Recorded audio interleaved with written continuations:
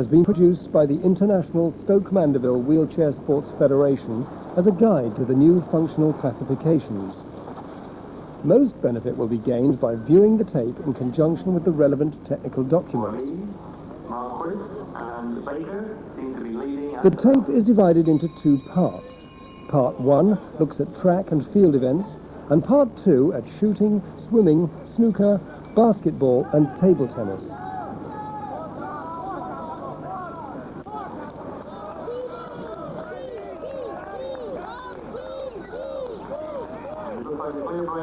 Initially, it will be important to know the neurological level of the athlete.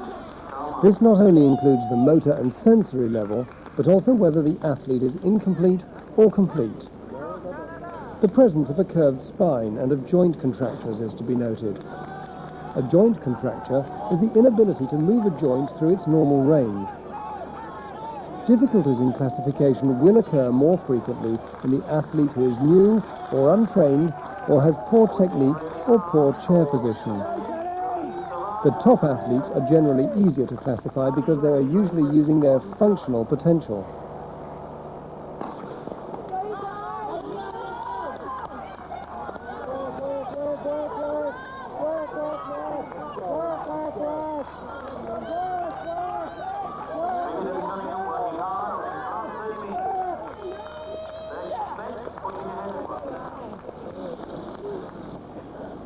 In the T1 functional class, athletes may use elbow flexors to start. That is the back of wrist behind the pushing rim.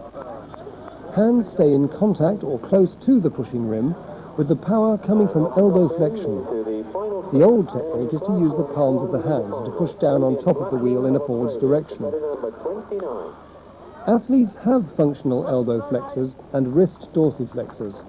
They have no functional elbow extensors or wrist palmar flexors, and may have shoulder weaknesses.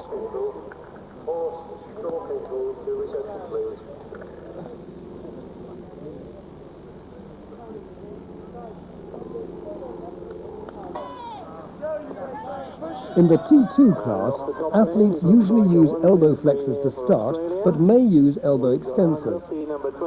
Power from pushing comes from elbow extension, wrist dorsiflexion and upper chest muscles. Additional power may be gained by using the elbow flexors when the hands are in contact with the back of the wheel. The head may be forced backwards by the use of neck muscles, producing slight upper trunk movements. Athletes have functional elbow flexors and extensors, wrist dorsiflexors and palmar flexors, and functional pectoral muscles. They may have finger flexors and extensors.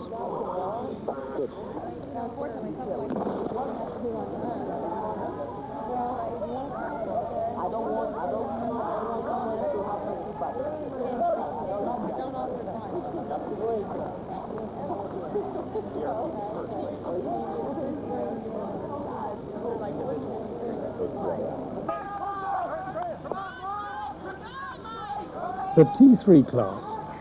Functionally, athletes have normal or nearly normal upper limb function, but they have no active trunk movements.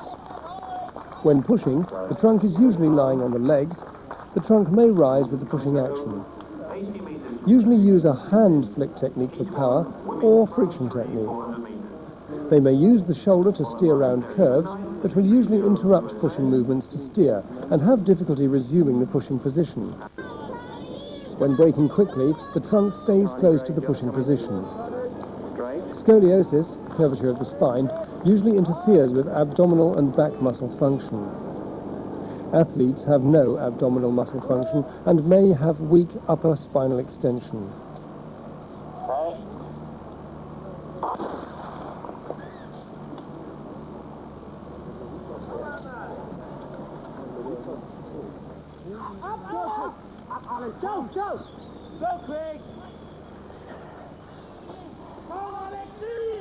They adjust this steering, you will see it. Finally, in the track section T4, athletes have backwards movement of the trunk.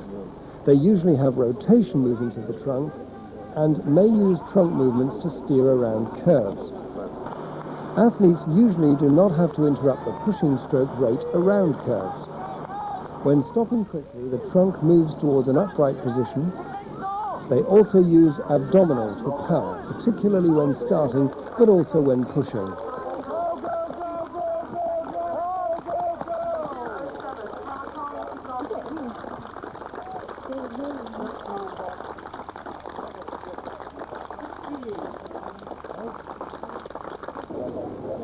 In F2, athletes have difficulty gripping with the non-throwing arm. In the shot, they are unable to form a fist and therefore do not usually have finger contact with the shot at the release point and are unable to spread the fingers apart. In the discus, they have no functional finger flexors and they are unable to form a fist. They have difficulty placing fingers over the edge of the discus, but may do so with the aid of contractures or spasticity. In the javelin, athletes usually grip the javelin between the index and middle fingers. These athletes may have slight function between the digits of the hand. In the F3 class, athletes have nearly normal grip with the non-throwing arm. In shot, a good fist can usually be made. They can spread the fingers apart, but not with normal power, and can grasp the shot put when throwing. In discus, they have a good finger function to hold the discus. They may be able to impart spin on the discus and are able to spread and close the fingers, but not with normal power. In javelin, they usually grip javelin between the thumb and the index finger and have ability to hold the javelin because of presence of hand muscles that spread and close the fingers.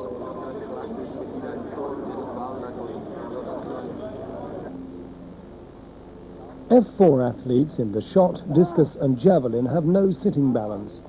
They usually hold onto part of the chair whilst throwing. Complete Class 2 and upper Class 3 athletes have normal upper limbs. They can hold the throwing implement normally, but have no functional trunk movements. F4 is also for incomplete 1C athletes who have trunk movements, but with hand function like F3.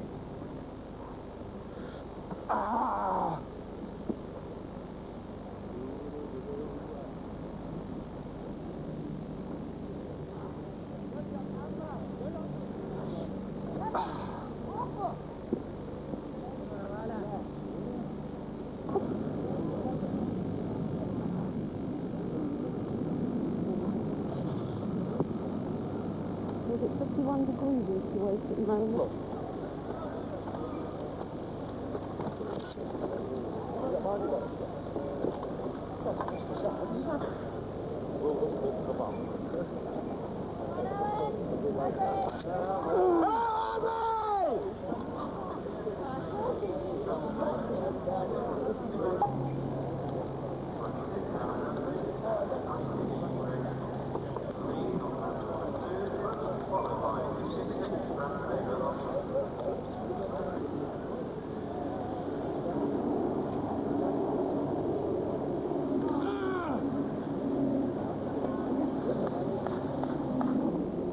F5 class. 3 trunk movements may be seen in this class. Off the back of a chair in an upwards direction, movement in the backwards and forwards plane, and some trunk rotation. Athletes have fair to good sitting balance, but they cannot have functional hip flexors, that is, ability to lift the thigh upwards in the sitting position. They may have stiffness of the spine that improves balance, but reduces the ability to rotate the spine. Shot and javelin F5 athletes tend to use forwards and backwards movements, whereas the discus predominantly uses rotatory movements. Athletes have normal upper limb function and abdominal muscles and spinal extensors, upper or more commonly upper and lower.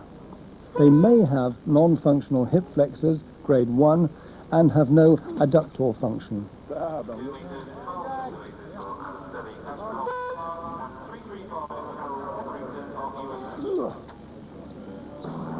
In F6, shot, discus and javelin, athletes have very good balance and movements in the backwards and forwards plane. They have good trunk rotation. They can lift the thighs, that is, off the chair, hip flexion, and compress the knees together, hip adduction. Athletes may have the ability to straighten the knees, it's knee extension, and may have some ability to bend the knees, knee flexion.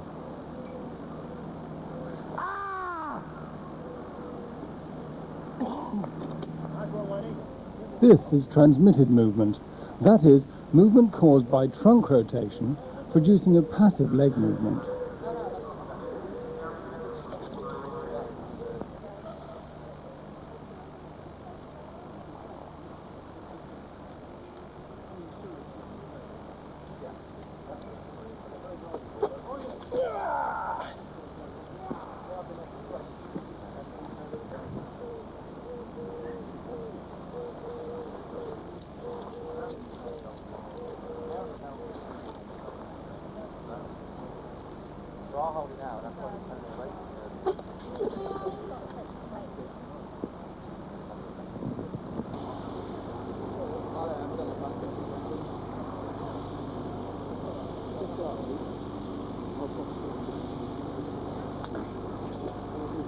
Oh, God. Hey. No throw.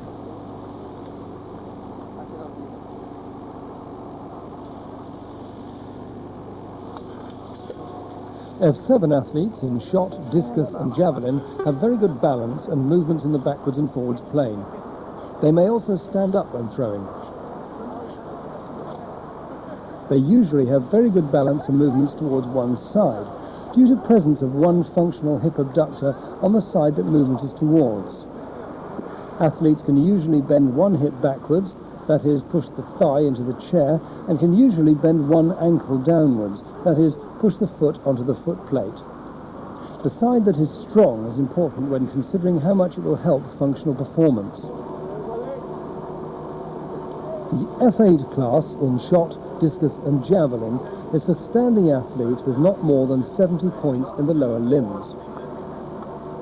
Some factors to consider when observing a field athlete are the grip of the throwing implement and the grip of the non-throwing arm, the starting position, release position and finishing position of the throwing arm, and the functional use of the non-throwing arm. For example, is elbow flexion used or elbow extension, or is the arm used to control trunk movement after release of the implement? And also consider trunk movements. Off the back of the chair, upwards, forwards and backwards, rotation and side to side. Also think about pelvic stability and leg movements. And don't forget the trunk rotation test. In F4, no abdominal function. In F5, abdominal function. And in F6, abdominal function plus functional movements in the upper parts of the lower limbs.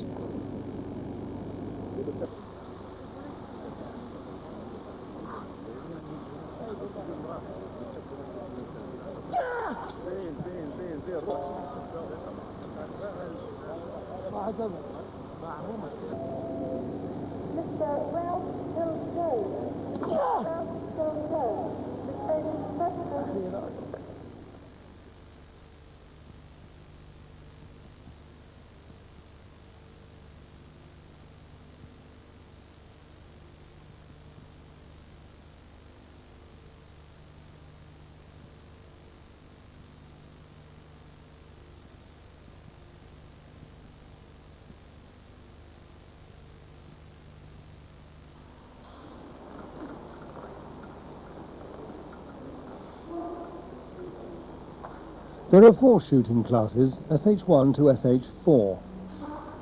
It is very difficult to hold the weight of a gun still whilst firing on target. The centre of gravity of the body is raised when either a pistol is held at arm's length or a rifle is aimed. The ability to counter this is vital to the shooter and is taken into consideration when classifying shooters. Only the minimum of support is allowed to maintain a stable position, so such things as arm rests, high chair backs and very deep chair backs are not allowed.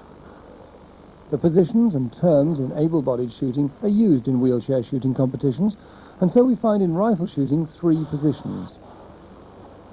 The most difficult of these is standing, where the rifle is held with one elbow against the rib cage as the only support.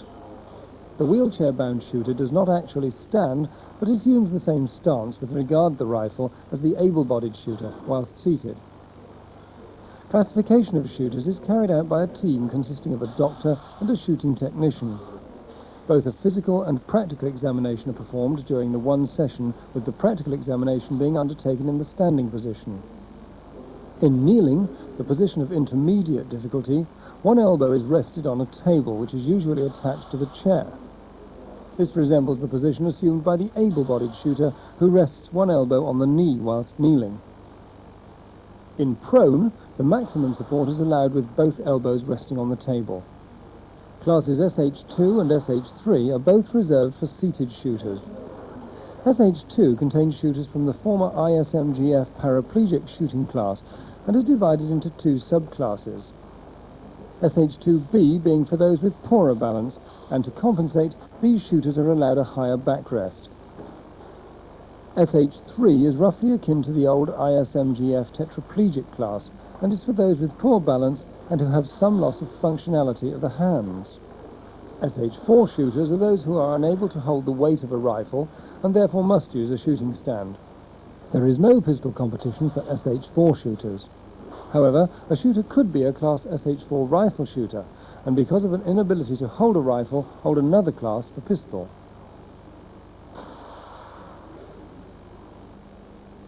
And some competitors even use a mouthpiece and small bellows to fire, as they do not have the strength in their fingers to pull the trigger. Wheelchair basketball attracts participants with various levels of physical ability. To ensure fair competitive opportunities for all athletes, a classification system has evolved that recognizes the functional abilities of athletes and gives them a point value. The classification measures the player's volume of action while executing basketball skills, as opposed to the player's power, technique, or ability. Observe player number 9 in white. This type of player is not able to perform active rotation of the trunk and lacks abdominal muscles. Generally speaking, thoracic level 7 paraplegics and above are categorized in Class 1.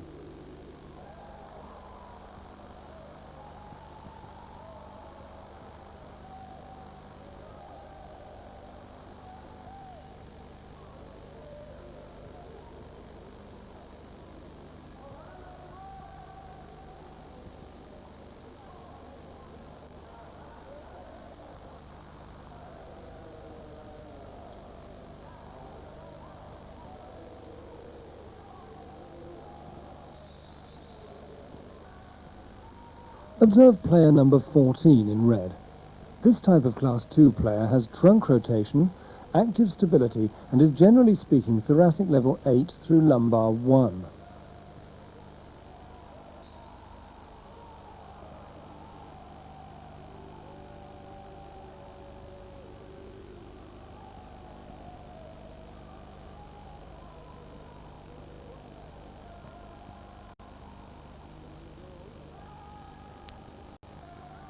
Observe player number 15 in blue. This type of Class 3 player has good mobility in the frontal plane and can therefore lean forward and return to an upright position without pushing off with his arms. Generally speaking, they could be categorized as lumbar 2 to lumbar 4 paraplegics.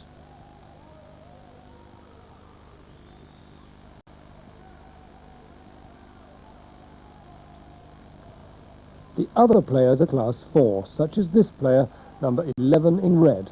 This type of player has active mobility in all planes and can therefore lean at least to one side, sometimes using hip abduction to maintain balance in the chair. Generally speaking, these athletes have lumbar 5 function or lower. Most athletes fit readily into these 4 classes. However, there are exceptional cases where extenuating circumstances warrant the issuing of a classification which is of a half-point nature. Table tennis is divided into 10 classes. Classes 1 to 5 for wheelchair and 6 to 10 for standing. This tape looks at the wheelchair classes. Class 1, formerly ISMGF Class 1A, and Class 2, formerly Class 1B.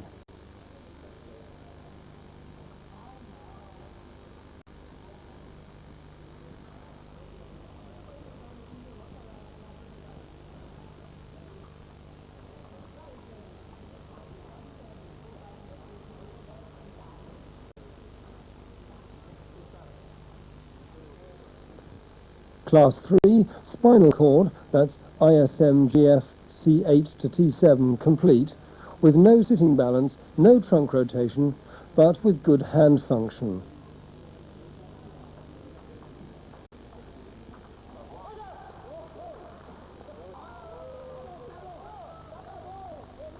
Class 4, spinal cord T8 to L1 complete, sufficient sitting balance and trunk rotation,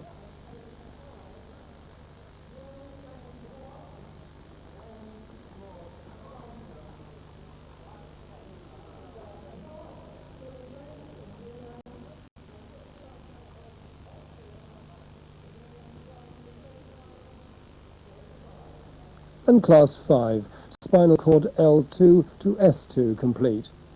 Balance and trunk movement in sagittal plane or with use of appliances, braces or hip extensors, etc., which give pelvis control.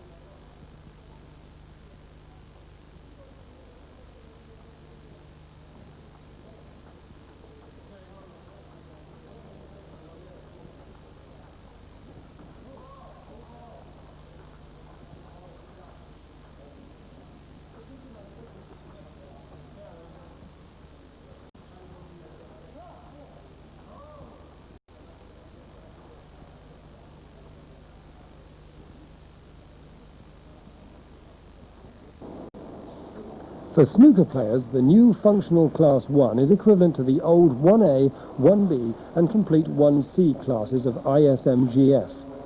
In other words, those tetraplegics with no trunk function. An abnormality of one arm would qualify a player for this class. Thumb function must be considered. The anatomical level is C8.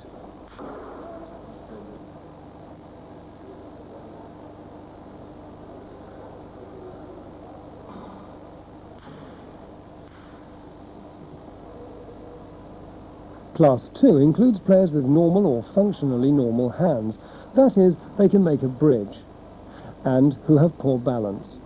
Those players who use their arms for support and have no functional abdominal muscles or lower spinal extensors.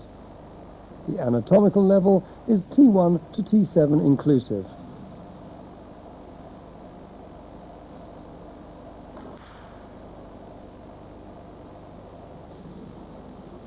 And Class 3 is for all other players wishing to play snooker in a wheelchair. Minimal disability is a significant abnormality in one limb, preventing a player from playing standing up.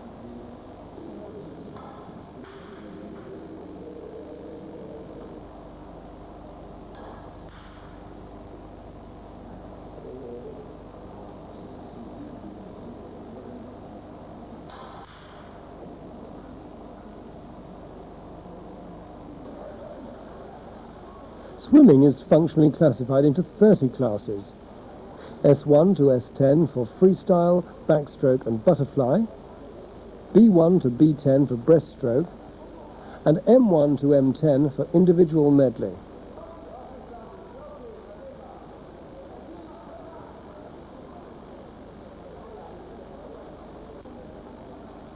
In this tape we're looking at some of the S classes. S1 is for very severe quadriplegic with poor head and trunk control, for instance CP1. S2 is for tetraplegic, complete below C5 to 6. Severe muscular dystrophy, amputation of 4 limbs. Class S3 is for tetraplegic, completed below C6. A lower tetraplegic with an additional handicap or severe muscular dystrophy.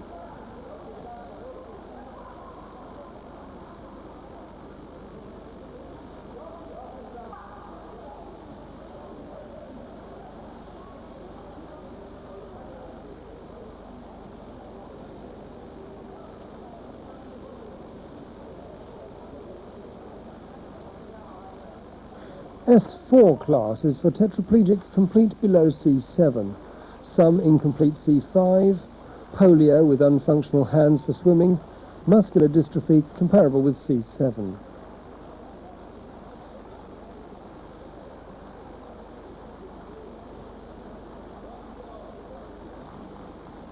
S5 class would be complete tetraplegia below C8, incomplete C7 or C6 with ability to keep legs horizontal and functional hands for swimming.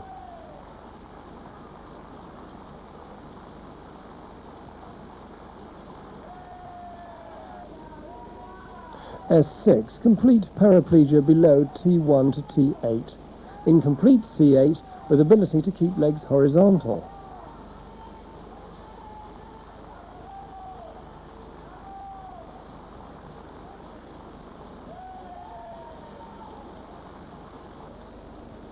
S7 class, complete paraplegia below T9 to L1, double above the knee amputee shorter than a half.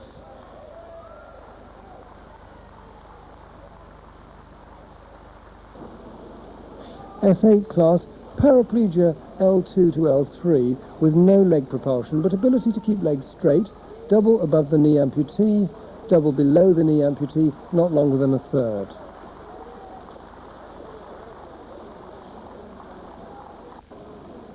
And class S9, paraplegia L4 to L5, polio with one unfunctional leg, single above the knee amputee, double below the knee amputee with stumps longer than one third.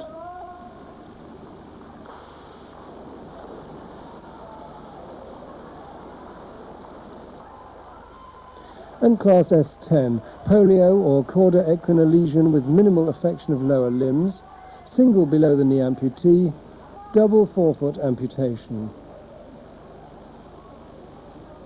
For further information, contact the International Stoke Mandeville Wheelchair Sports Federation, Haywood House, Ludwig Gutmann Sports Centre, Barnard Crescent, Aylesbury, Buckinghamshire, and the postcode HP21 9PP in the United Kingdom.